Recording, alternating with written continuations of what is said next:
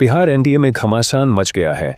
केंद्रीय गृह मंत्री अमित शाह के बयान से जो बवाल मचा था वह शांत भी नहीं पड़ा था कि अब बिहार बीजेपी के अध्यक्ष दिलीप जायसवाल का बयान सामने आ गया, जिसके बाद बिहार एनडीए की सियासत में हंगामा मच गया है। चिराग पासवान के तेवर अलग दिख रहे हैं तो नीतीश कुमार भी नाराज दिखाई दे रहे हैं। पटना में हलचल मची हुई है। पशुपति पारस पहले ही एनडीए का साथ छोड़ने की बात कह रही हैं और अब मांझी के तेवर बता रही हैं कि एनडीए में कुछ भी ठीक नहीं है। अभी उनका एक बयान सामने आया था जिसमें मांझी ने कहा है कि पटना के गांधी मैदान में वह कार्यकर्ताओं की मीटिंग बुलाएंगे जिसमें सीट बंटवारे पर जो फैसला होगा उसे ही वह स्वीकार करेंगे। लेकिन मांझी के बयान पर बीजेपी की तरफ से जो जवाब आया है वह बेहद चौंकाने वाला है। बीजेपी के प्रदेश अध्यक्ष ने मांझी के बयान पर तीखा तंज। मांझी किस सीट बंटवारे की बात कर रहे हैं? सीट बंटवारा तो हम पहले ही कर चुके हैं।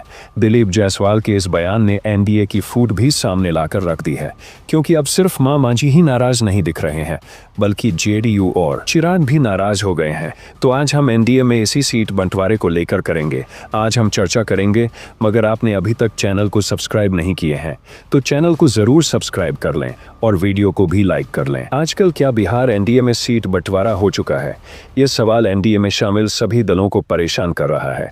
दरअसल जीतन राम मांझी ने दावा किया था कि उनकी पार्टी के साथ जो झारखंड और दिल्ली में हुआ वह बिहार में नहीं होगा। बिहार में हिंदुस्तानी आवामी मोर्चा के कार्यकर्ता चाहते हैं कि पार्टी 40 सीटों पर चुनाव लड़े। कार्यकर्ताओं का मन है, इसलिए हम भी इतनी सीटों पर दावेदारी करेंगे। अगर एनडीए में हमको 20 सीट भी दी जाती हैं तो हम उसे मंजूर कर सकते हैं। 20 सीटें होंगी तो सरकार में कुछ भी करा सकेंगे। लेकिन मांझी के बयान को एनडीए में ही गंभीरता से नहीं लिया जा रहा है। बीजेपी के प्रदेश अध्यक्ष दिलीप जायसवाल का बयान सामने आया है। उन्होंने कह दिया कि मांझी क्या कह रही हैं यह कोई मायने नहीं रखता। अब कुछ नहीं हो सकता है। सिर्फ सीटों की संख्या ही तय नहीं हुई बल्कि यह भी तय हो गया है कि किस दल के हिस्से में कौन सीट जा रही है। फार्मूला बन गया है, मंजूरी मिल गई है, बस ऐलान होना बाकी रह गया है। अब ऐसे में बड़ा सवाल यह है कि जब एनडीए के अंदर सब कुछ पहले से तय हो गया है तो मांझी फिर यह डिमांड क्यों कर रहे हैं? यानी कहीं यह मांझी की प्रेशर पॉलिटिक्स का हिस्सा तो नहीं है? जीतन राम मांझी के पुराने रिकॉर्ड की बात करें तो पहले भी वह इसी तरह अधिक सीटों पर अपनी डिमांड पेश करते रहे हैं। हालांकि बाद में एनडीए के बड़े नेताओं के मनाने पर मान भी जाते हैं।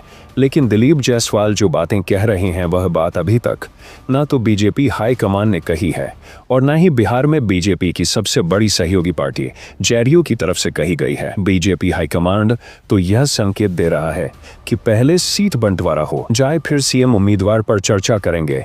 अगर दिलीप जायसवाल यह कह रहे हैं कि सीटों का बंटवारा हो चुका है तो यह भी साफ है कि सीएम उम्मीदवार भी तय हो गया होगा। और जिस तरह से गृह मंत्री अमित शाह ने 16 दिसंबर को कहा था कि बीजेपी का संसदीय बोर्ड यह तय करेगा कि सीएम उम्मीदवार कौन होगा, इसका मतलब यह भी निकाला जा सकता है कि बीजेपी संसदीय बोर्ड ने सीएम उम्मीदवार का नाम भी तय कर लिया है और यह नाम शायद नीतीश कुमार का नहीं है। इसलिए अभी तक बीजेपी हाईकमांड ने इस नाम का ऐलान नहीं किया है। अब यहाँ सबसे बड़ा सवाल, क्या सच में एनडीए के अंदर सीटों को लेकर बातचीत फाइनल हो गई है? दिलीप जायसवाल ने जो बयान दिया है उससे तो ऐसा ही लगता है कि एनडीए के अंदर सीट शेयरिंग पर चर्चा हो चुकी है। और अगर चर्चा हो चुके हैं तो एनडीए के अंदर सीटों का फार्मूला क्या होगा? क्योंकि 2020 के विधानसभा चुनाव में एनडीए गठबंधन में 4 दल थे, बीजेपी, जेडीयू, हम और वीआईपी। गठबंधन में सीट बंटवारे का जो फार्मूला था उसमें राज्य की 243 सीटों में से सीट बंटवारा हुआ था बीजेपी और जेडीयू के बीच। जेडीयू के हिस्से में आई थी 122 सीट, जिसमें से उसने जीतन राम मांझी की हिंदुस्तान आवाम मोर्चा को 7 सीट दी थी और खुद 115 सीटों पर जेडीयू चुनाव लड़ी। दूसरी तरफ बीजेपी को जो 121 सीटें मिली उसमें से बीजेपी ने 11 सीटें वीआईपी को दी और 110 पर वह खुद चुनाव लड़ी। लेकिन अब एनडीए गठबंधन में वीआईपी नहीं है, उसकी जगह 2 दल शामिल हो गए हैं। एक उपेंद्र कुशवाहा की पार्टी आरएलपी और दूसरी चिराग पासवान की एलजेपीआर। इसमें से एलजेपीआर का आधार बिहार एनडीए में बीजेपी और जेडीयू के बाद सबसे बड़ा माना जाता है और इसलिए लोकसभा चुनाव में भी एनडीए में एलजेपीआर को 5 सीटें दी गई थी और चिराग की पार्टी ने सभी 5 सीटों पर जीत दर्ज की थी। इसलिए इस बार भी चिराग पासवान की तरफ से ज्यादा सीटों पर दावेदारी पेश की जा रही है। लेकिन सवाल यह उठ रहा है कि वीआईपी की जगह है तो उपेंद्र कुशवाहा की पार्टी एडजस्ट हो जाएगी। चिराग को जो सीटें मिलेंगी वह किसके कोटे से मिलेंगी?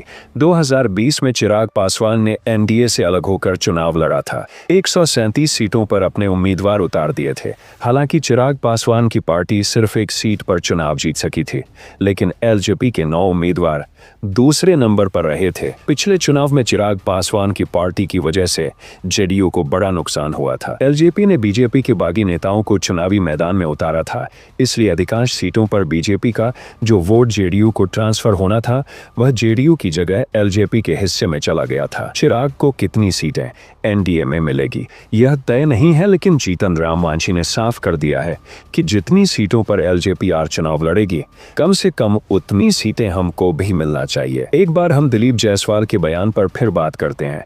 उन्होंने कहा है कि सीट बंटवारा तय हो चुका है, तो फिर यह खबर जेडीयू के लिए भी खतरे की घंटी मानी जा रही है, क्योंकि जेडीयू की तरफ से कहा जा रहा था कि पहले सीएम उम्मीदवार के नाम का ऐलान किया जाए और उसके बाद सीटों के बंटवारे पर बात की जाए। जेडीयू की तरफ से तो बिहार में प्रचार शुरू कर दिया है कि नीतीश ही एनडीए के सीएम उम्मीदवार होंगे।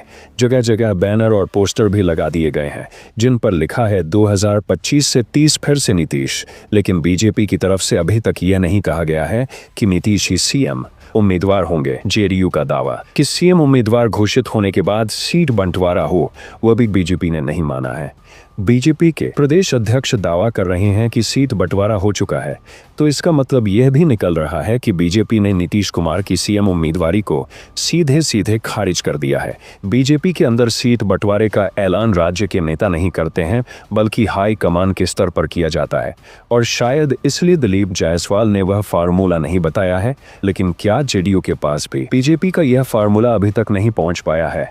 और अगर जेडीयू के साथ बैठक हो चुकी है और फार्मूला सामने आ चुका है तो फिर इसका ऐलान क्यों नहीं किया जा रहा है? साफ है बीजेपी जेडीयू के साथ कोई बड़ा खेल करने की तैयारी में है और जेडीयू को भी इस बार यह एहसास हो चुका है कि बीजेपी कुछ और ही खेल कर रही है। महाराष्ट्र मॉडल बिहार में भी लागू किया जा सकता है, यानी सत्ता मिलने पर जिसके पास ज्यादा सीट होंगी उसका ही सीएम होगा। 2020 वाला फार्मूला बीजेपी 2025 में बिहार में लागू नहीं करेगी और यह बात नीतीश कुमार को भी पता है कि अगर महाराष्ट्र मॉडल बिहार में अपनाया गया तो सीएम बीजेपी का ही बनेगा, क्योंकि बीजेपी का ही बनेगा, क्योंकि बीच सीटों पर एनडीए के साथ दिखाई देंगे जहां उम्मीदवार बीजेपी का होगा और जिन सीटों पर एनडीए की तरफ से जेडीयू का उम्मीदवार होगा वह उसके खिलाफ होंगे।